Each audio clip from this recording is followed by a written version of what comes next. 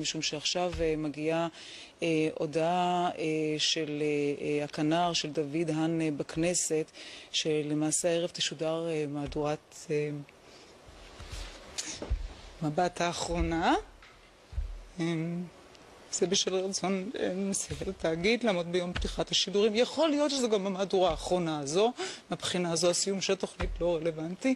אני כן רוצה להודות לכל האנשים שעבדו פה במשך השנים.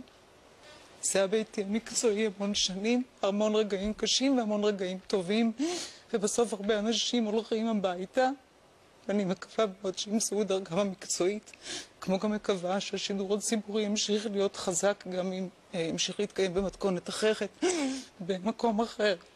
עכשיו נכניס את ההקלטות, ונקווה להמשך פרטים נוספים, ושהתמונה תתבהר מהר ולא כפי שאירע עד היום בדיוני הכנסת.